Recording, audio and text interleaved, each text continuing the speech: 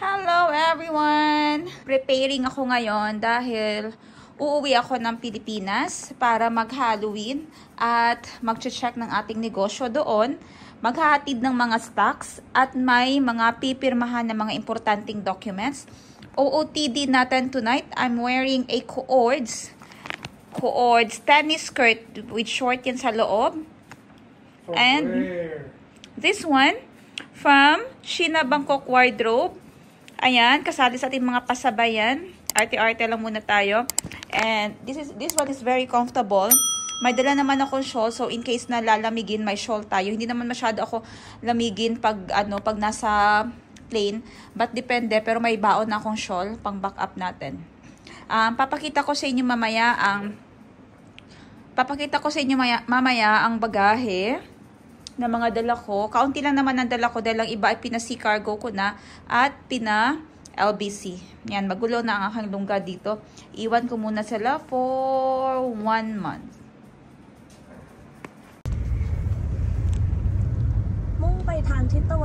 Ayan mga sis, nasa taxi na ako papunta sa airport. So it will take me 1 hour and 18 minutes dahil peak hours nga ngayon and medyo mata-traffic. 1 hour and 18 minutes, 78 minutes papunta sa airport. Pero kung sa tutuusin, ang lapit lang niya. Ang lapit lang niya. Nasa ano lang tayo nasa mga 50 kilometers. 53 kilometers tayo. Kasi nga traffic, maraming sasakyan. Okay, but ni-request ko na kay tatay dahil medyo may edad din yung nag-ano sa akin, kumuha na sabi ko magma-motorway naman na lang kami para mas mabilis pa. Sana mas mabilis. Kasi may time na mas mabilis pa yung hindi motorway, yung normal na daanan lang compare dun sa mas express na daanan. Madami din kasi gumagamit ng express ganitong oras.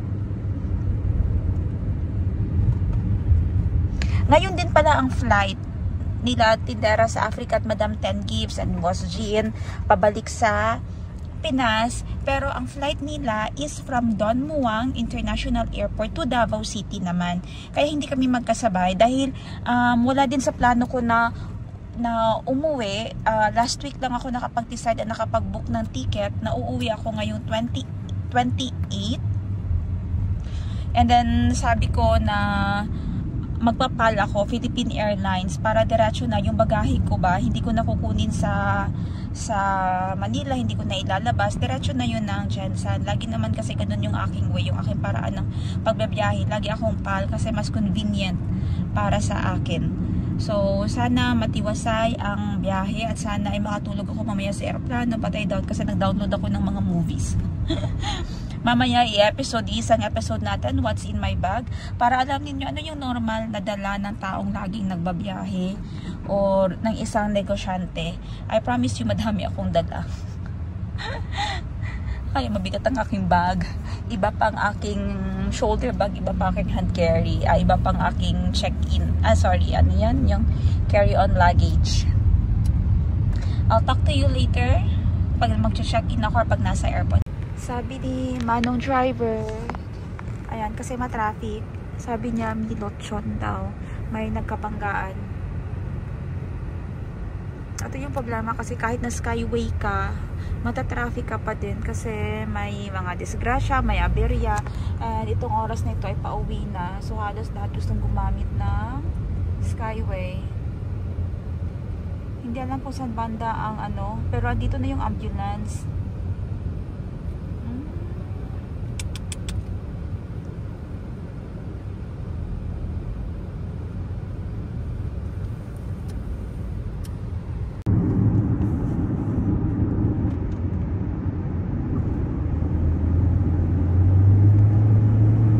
Ayan, malapit na nga tayo sa airport. Actually, airport na to. Itong mga nag-ekis-ekis na mga tulay sa palibot ko, nadadaanan namin. Ito, within the premise of airport na ito siya.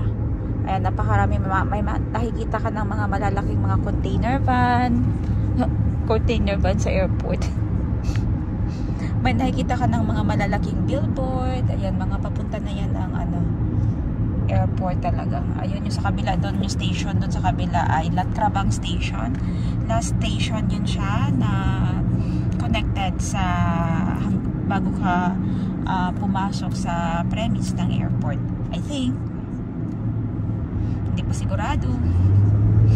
At siya, pag may nakikita ka ng mga malalaking billboard, mga maliwanag na billboard, ayan, meaning malapit ka na sa Suvarnabhumi Airport. Tingnan natin na anong mga billboard na makikita natin. Eto, kita nyo ha, paano sila mag-ads. Andun sa kabilang linya doon, ayun. That is BYD. Beyond Your Dream na car. Itong isa, ito, napakalaki. Noodles lang na ad, napakalaki ng billboard. Kabila, MG. Grabe no, ang lalaki ng mga billboard. Magkano kaya ginabayad nila dito? BYD. Ayan, puros mga sasakyan. Mga sasakyan to. Hyper. Grabe, may pakpak na sasakyan. Daikin Aircon Subdivision.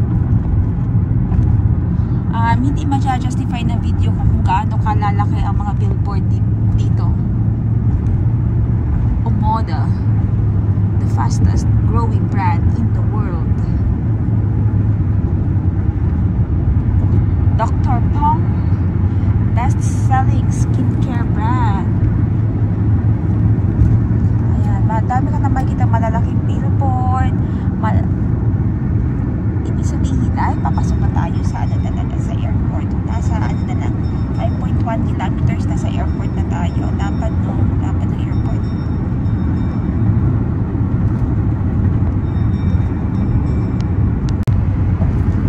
Sa front na pala ako sumakay dahil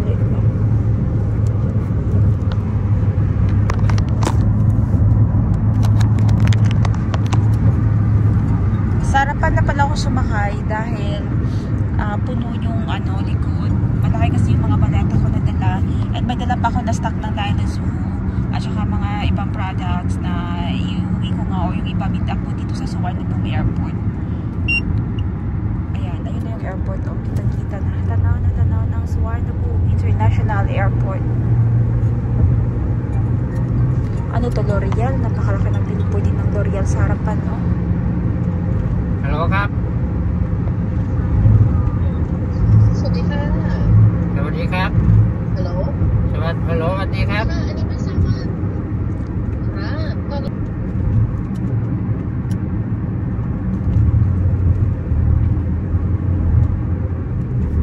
Taxi, private vehicle, bus or limousine. Ayan na tayo sa Suvarnabhumi Airport.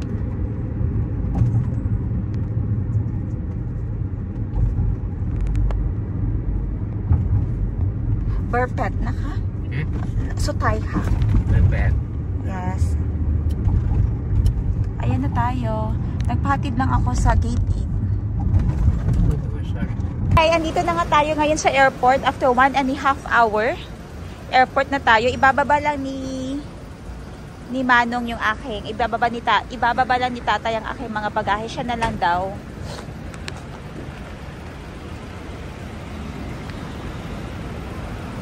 Ayan. So, papahiga niya lang doon. Ba't uunan siya ha?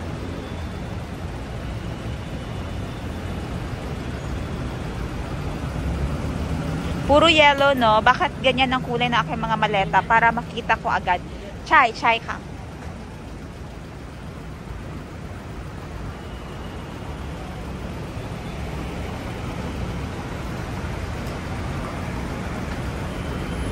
Ayan. Magagaan lang naman yan. Ayan, mga hand carry ko na lang ito. Yung dalawang aking check-in. Ayan. So, ayan na. Papunta na sa Papunmakha. Bye-bye. Okay. So, ayun na nga. Check natin kung may naiwan tayo. Wala ba tayong may naiwan dito? Baka mamaya naiwan na naman ang pair ng ating airdrop. Charot.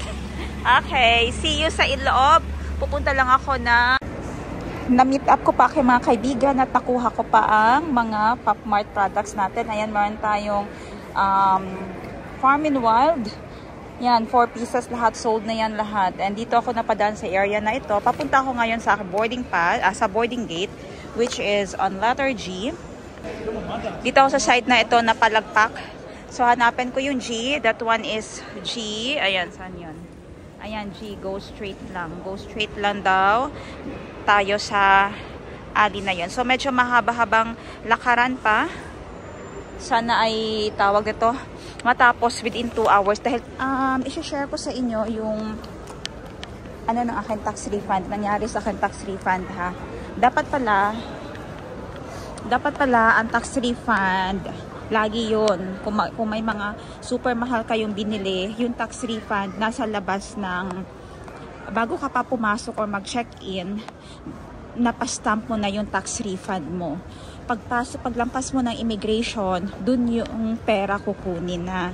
So, dalawang magkahiwalay na transaksyon. First, sa labas, yung sa labas muna bago mag-check-in. I-verify nila bago mag-check-in, ha. Kasi titingnan nila yung items kung dala mo talaga. So, wag mo din ipasok sa bag. Wag mong ipasok sa bag na nakalock or kailangan pang kalkalin. Kasi may times talaga na i-check ng officer kung dala nyo yung items or binili nyo talaga yung items or sa inyo talaga yung items. And then paglampas nyo ng immigration, hanapin nyo na dito yung VAT refund. Ayan, no? May nakalagay na VAT refund for tourists. Ayan. Which is diretso lang tayo. And letter G din naman ang aking boarding. So, susundan ko na ito.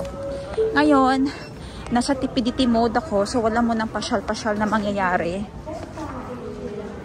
So, maganda sana mamili dito ng pabango. Pero walang-wala na talaga. Ubus na talaga.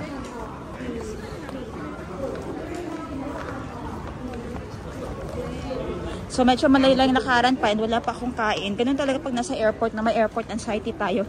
Kailangan pumunta ng maaga. Tapos pag kakain na, doon na mamaya pagdating na talaga natin sa upuan. O doon na lang sa PAL kasi si PAL nagsiserve naman ng meals. Ayun. Dito muna ako kay Jo Malone. Titinan ko yung scent na grapevine. Where is grapevine? Grapevine. Jo Malone, can you spray for me, please? No. Here on my hand. I want to... wait. Sorry. So, she's nice enough. Thank you so much. Ganun yun. Wag mo agad amuyin. So, sabi kasi ng kapatid ko si Madam 10 Gibbs, mabango daw ito. Ayan. Talaga. Ano talay ka? 7,500 by this side, 50 ml, 5,000. Okay. This one, how much? The regular one? Okay, this one. 5,000. Yes, ha. You have now the... Jo Malone has no audit Wale. Pardon? Jo Malone has no audit Wale. Perfume, no perfume for Jo Malone. It's a long-lasting one up to the family. We not indicate like that one. Okay. But if you want more long-lasting, recommend the black one. The black It's more one. rich and beautiful Okay. one. Normally, how long for the hours? Up to the family. For the clear one, not same long-lasting. Yes. But can last 5 hours? No. Like this one English pear, maybe around 6 hours. Okay. Like the English oak, more than that. Oh. Up to the same. But this one is longer. Yes, because Vine is a good one. Andito na nga tayo sa VAT refund. Tingnan natin kung may makukuha tayo, ha. Kasi ang problema sa akin, hindi na stamp nung pinagbilhan ko yung actual na resibo. Pero verify yung item na dala ko. Na-check naman nila. Pero ang problema, wala ang resibo. Dapat pala naka-attach yung resibo dun sa yellow paper. Tingnan natin kung pagbibigyan tayo ngayon. Sayang din yun, 3,000 baht. So, magbubunyi tayo kung may makukuha. Kung wala naman, edi move on. Sayang din kasi yung 3,000 baht. Nasa 6,000 pesos din. Nasa akong bigas pa yun, 6 na sa akong bigas pa yun. Andito na tayo sa letter G na boarding gate. So, wala tayong nakuha sa tax refund. Ay, meron pala na yung nag-iisa yung 400. 400 baht lang nakuha natin. Goods na din yun. Sige na lang. Okay na din yun. Dito na ngayon, hintayin lang natin kung mag-open ang boarding area. Alas 10 pa naman, so maybe kukuha muna ako ng mga kain. Anong oras na? Today din ang flight na tindera sa Africa, pero magkaiba kaming airport. Ano sa Don Muang, andito ako sa Suvarnabhumi. Bound to Davao sila, ako naman bound to Jansan.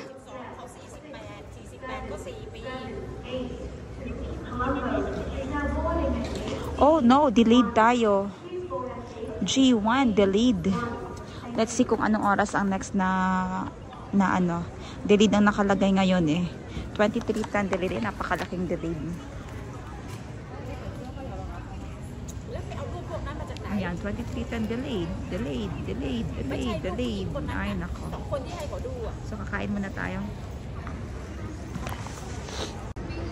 Ayun, delayed ang flight natin. From 11:10 dapat ang alis. Now, it's only 10. Or dapat 11:10 boarding na. Delayed siya. Pero hindi pa naka-indicate kung hanggang anong oras.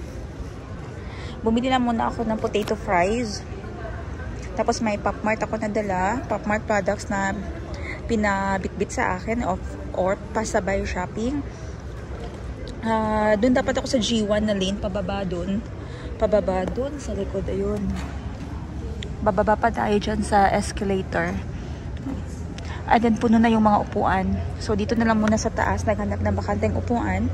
And stay alert and vigilant. Baka maiwanan ng eroplano habang kinakain itong ating french fries. Bumili din ako ng tubig. Ayan. At collagen. Collagen with vitamin C. Para naman makahabol sa stress today. Hindi mas stress. Alam niyo, pag nagbabiyahe talaga, hindi naiiwasan or nawawala yung anxiety. Sobrang pagod.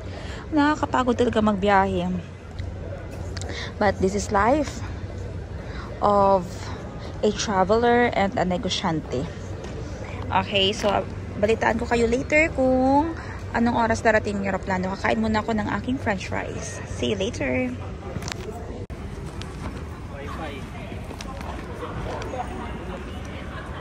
Okay, ayan, boarding na. Ilang ano din. Parang 30 minutes na delay ang flight.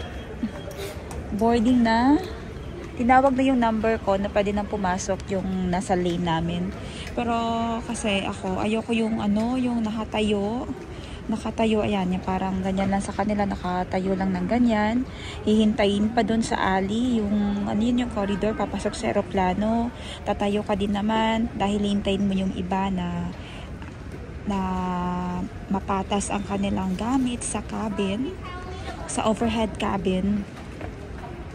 Yun yung ginagawa ng iba, diba? Ganun din, naghihintay din doon.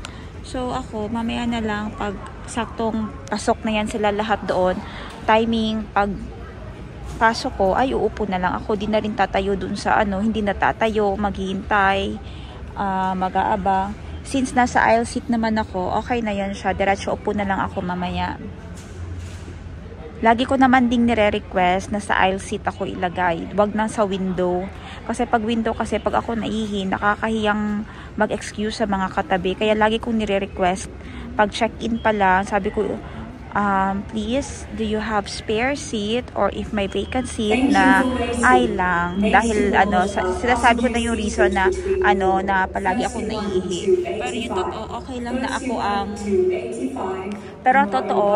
lang na ako ang gisingin or ako ang patayuin kung may gustong umihi, ganon, sa window seat. Pero pag ako mismo, ako yung nanggigising o nangaabala sa iba. Hindi din naman ako masyado nakakatulog sa flight. Nanonood lang ako ng Netflix, ng movies. Kaya okay lang. Ayan, kaunti na lang. Wala na halos natira dyan. Ayan na. Hihintayin ko lang talaga yan na wala ng tao mamaya. Kasi ganun din naman.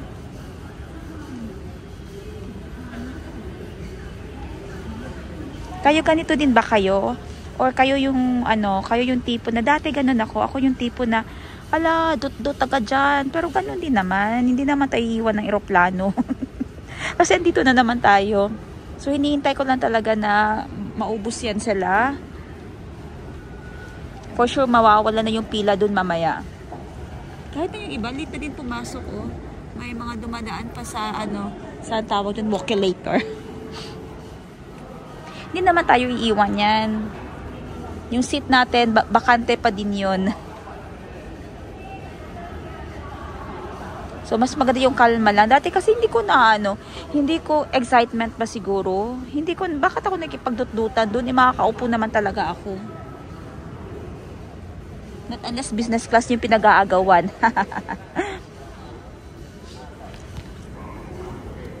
So, ito, Pilipinas, I'll see you later. Lord, please. God bless our trip, Papa G. Ayan, so dahil ako na lang yung natira, sabi ko na, 'di ba, ganyan yung magiging pila, oh. Nakatayo yan, ang haba pa naman. Ang haba ng pila.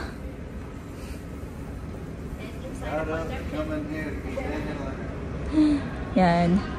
Buti na lang may upuan dito, umupo muna ako.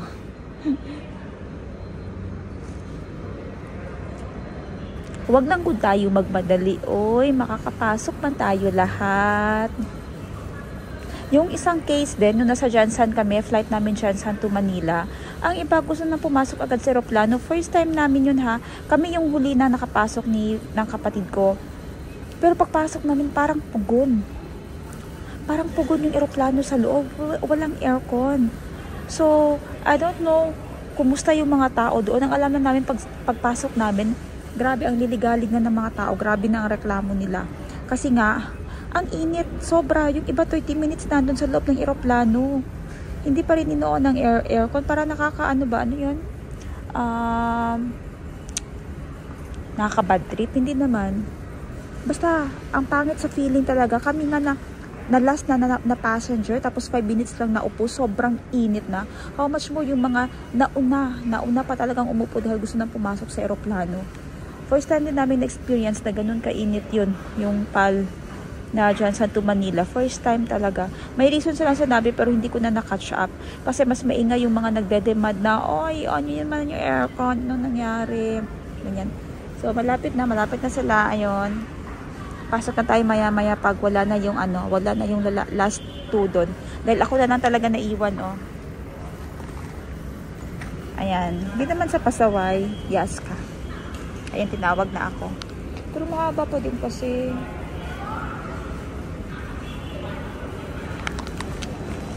Pasok lang tayo, baka kasi gusto na ni ate bumalik sa kanyang trabaho. Gusto nila magsarado. Gusto nila magsarado ng counter. OOTD for today. Naka-skirt. OOTD natin.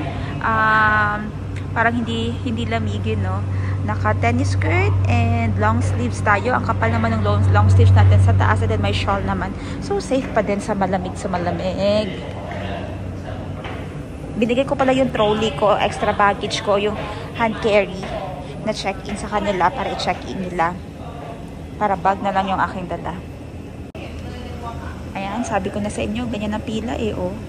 Pero at least maliit lang na minutes yung itinayo natin. Magkaka-traffic talaga yan dahil ang daming hand carry. Ipapatas pa yan dun sa taas. Kaya okay na tayo na walang bit-bit. Oh, I left my bag. You left my bag? Yeah. Kita nyo, yan ang mga real events. Bisa tayo kaka-vlog. Pero iniisip ko na din sa isip ko ngayon, may naiwan ba ako laging ganun? Naiwan ko pa ang aking laptop at saka kay mga labubu. Hindi kayo, sama kayo.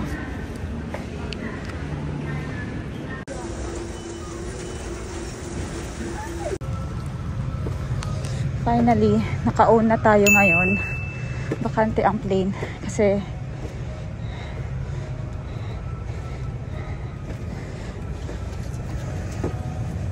hindi ko alam, pinauna ako.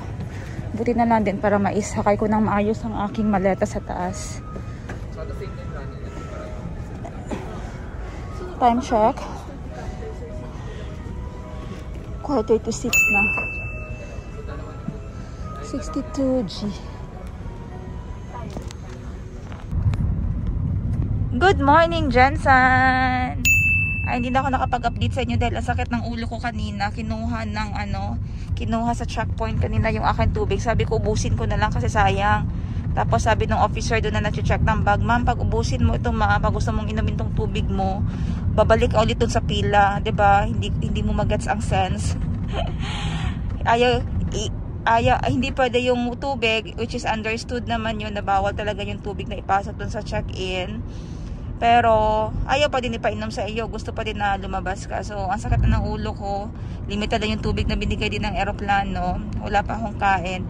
And napakaswerte ko kasi minessage ko si Princess Siga na sabi ko sa kanya ay magpapasundo ako i-free si parts kasi nga wala mapapatakbo ng sasakyan ko. At saka mas maganda yung sasakyan niya kaya sa sasakyan ko.